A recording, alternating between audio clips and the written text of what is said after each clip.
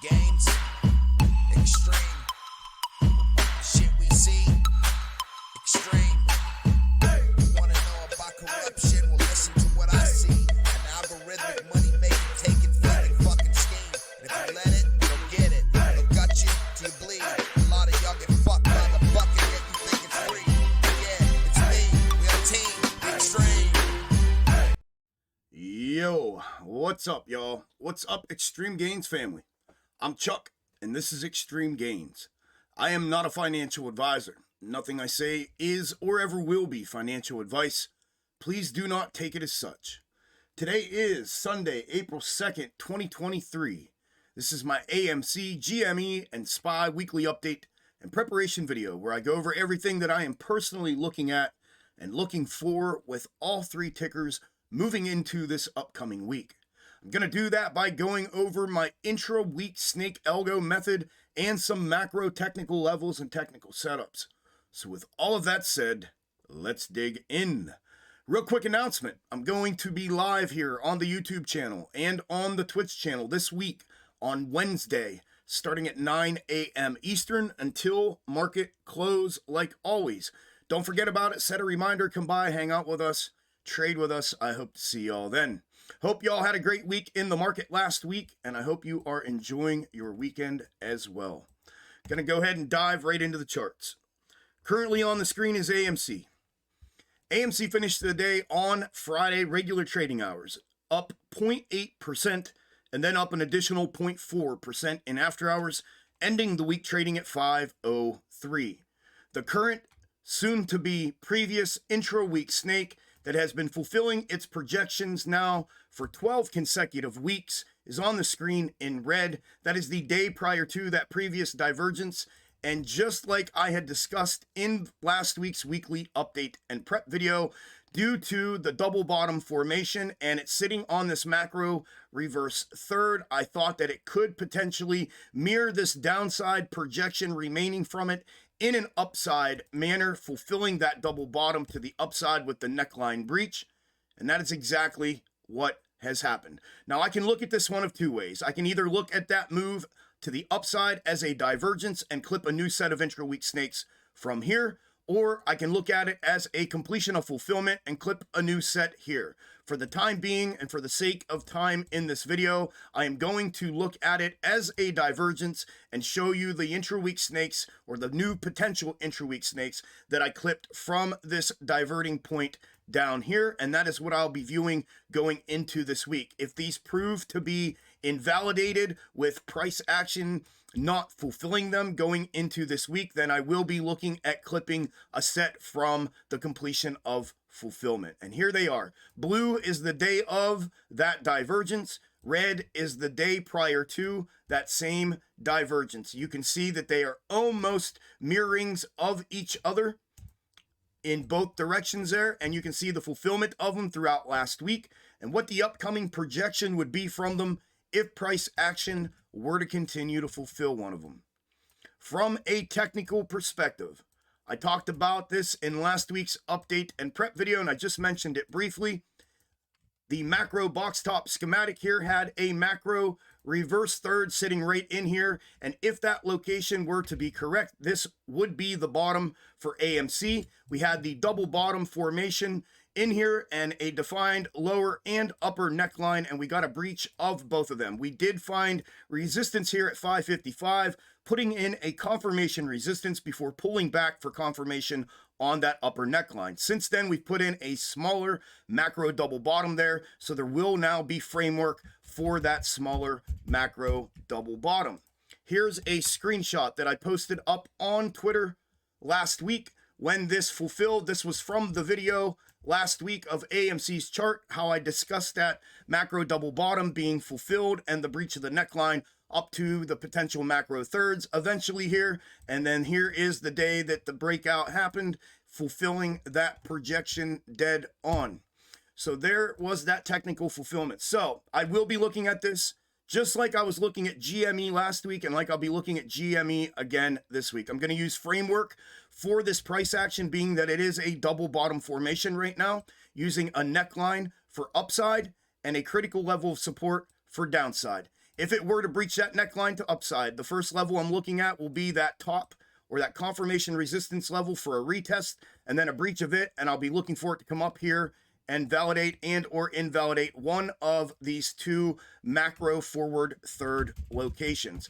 If it were to breach that critical support to the downside, I'd be looking for it to come back down and retest this lower macro neckline from the previous macro double bottom first, and then a breach of it, I will be looking for it to retest critical support of that same previous macro double bottom for one of two things at that point, either a translation to a larger double bottom and what I call a double double, or for a continued breakdown and a breach of that critical level of support, and then a retest back down here on this same reverse third.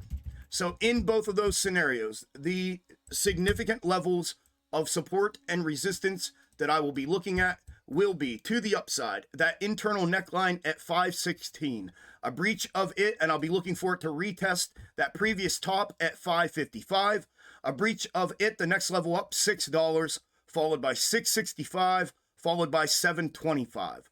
To the downside, that internal critical level of support at 487, a breach of it, and I'll be looking for it to retest that lower macro W neckline at 458, a breach of it, and I'm looking for the critical level of support from the previous macro double bottom at 416, followed by 387, and then $3.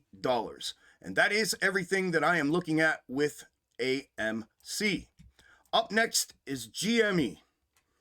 GME finished the day on Friday, regular trading hours, up 2.31%, and then down 0.52% in after hours, ending the week trading at 22.90.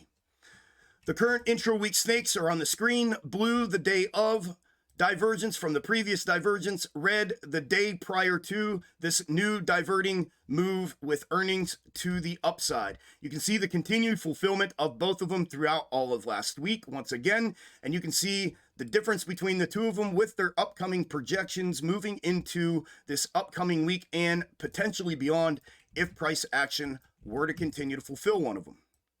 Then from a technical perspective, just like I talked about last week and like I showed you there on AMC, the setup for GME from last week to this week has not changed. All this price action has done now is translate to a larger macro double bottom here. The same framework that I discussed last week with GME is going to be the same this week. That internal neckline to upside and the internal critical level of support to downside, just like the AMC setup. If it were to breach the neckline to upside, I'll be looking for it to come back up, potentially, eventually to retest this previous top up here, therefore putting in the potential for a macro double top here, a breach of that, and I'll be looking for it to come back up and retest this convergence of this potential new macro third and the larger macro neckline. However, to the downside, if the critical level of support were to breach, then I'm looking for it to subsequently come back down here and start retesting these lower levels of previous support and resistance. These significant levels of support resistance on GME that I will be looking at moving into this week will be that internal neckline at 2366. Next level up will be this midline level at 2490, a breach of it, then the retest of the previous macro top at 2780. A breach of it will be that giant macro neckline at 2975, and a breach of it, the next level up, 3520. To the downside, that internal critical level of support I have marked at 2211, a breach of it, the next level down, 1950, followed by 1790, then 1680, and last but not least, that lower significant and or critical level of support that this macro double bottom found two times at 1565. And that is everything that I am looking at with GME. Last but not least is SPY. SPY finished the day on Friday, regular trading hours, up 1.41%, and then up an additional 0.09% in after hours, ending the week trading at 409.76. The current intra-week snake is on your screen in red. This is the day prior to the previous divergence from and completion of fulfillment of the previous intra-week snake. This intra-week snake has been fulfilling its projection now for 6 consecutive weeks. The day prior to that was clipped in combination with this intra-week snake fulfilled its projection to completion. It projected from that previous top down and all of this consolidative bottom, and we've since continued to fulfill the red day prior to, fulfilling the day of to its expiry. So the red day prior to is now the last and only remaining intra-week snake from the current set. Here is a screenshot from that intra-week snake from its initial placement 6 weeks ago when it was placed, and projecting all of our price action. And likewise, here is a screenshot from today of 6 weeks worth of continued fulfillment of that projection. I will be sharing this on Twitter later, so if you see it up, go show it some love as well. So you can see the continued dead-on fulfillment of it throughout, where price action is located within it, and what the upcoming projection would be from it if price action were to continue to fulfill it. Anything other than a continued fulfillment of this intra-week snake will be deemed a divergence, and a new set of intra-week snakes will then be clipped. From a technical perspective on SPY, the macro double bottom, or the macro double double that fulfilled here, realizing this macro 4-hour third as the middle of that double bottom lies up ahead of price action here, as well as some internal macro thirds. We have a macro third coming out of the middle of that double bottom, converging up here with an internal mid third, and you can see how they are all aligning. I have put some levels in there as well. We have breached the previous top neckline here, back upside into this build level up here once again. So we are back into that macro top area, and we do have some macro and mid thirds sitting up above. I'll be looking for a potential retest. That is if this does not realize the current internal third that it is sitting on right now and start building out with a defined neckline and a breach of that to the downside, and start retesting the previous necklines that it blew past on its way up. Either that, or obviously just a plain one hit and rake back downside from that third, realizing it in one of two ways to the downside. In either scenario, the significant levels of support and resistance that I will be looking at with SPY will be from price action's current location to the upside. The first level of resistance that I'll be looking at will be 411, followed by 414, then 418.62, then 421. A breach of 421 will be a realization and or invalidation and breach of that macro 4-hour third again, and that will open up a move to the upside to the 430 giant macro neckline from this gigantic macro bottom formation that SPY has put in over the course of approximately the last 11 months. A breach of that 430 to the upside, the giant macro third is sitting up here above 463. Then to the downside from current price location,